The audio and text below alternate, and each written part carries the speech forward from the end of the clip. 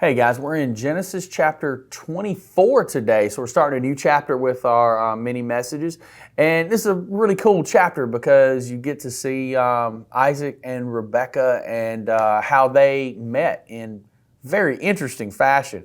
But to start with, we've got to go find Rebekah, and we're going to start talking about that in verse 1. It says, Abraham was now a very old man, and the Lord had blessed him in every way. One day, Abraham said to his oldest servant, the man in charge of his household, "Take an oath by putting your hand under my thigh.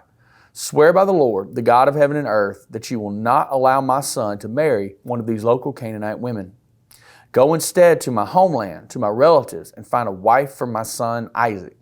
Now, it doesn't name this servant, but we believe it was a gentleman named Eliezer, who was with Abraham for years and had been his kind of lead servant. He was the man that kind of took care of the household and took care of business and things for Abraham. He was his right-hand man.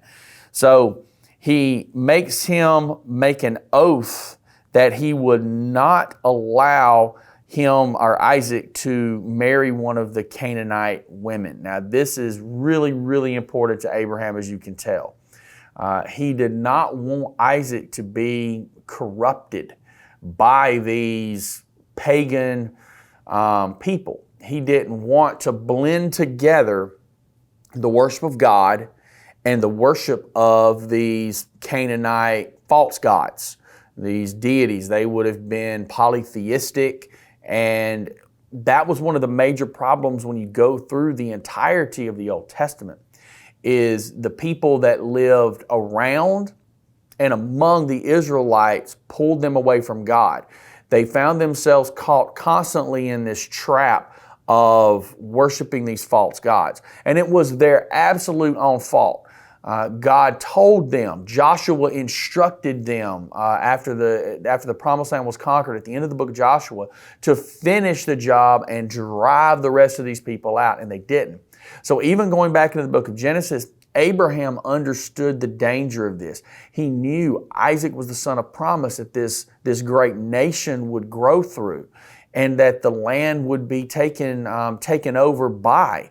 So he knew he had to maintain and keep the worship of God pure.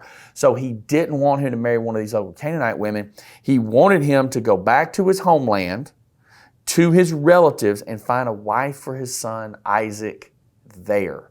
So that's the mission that Eliezer is sent on.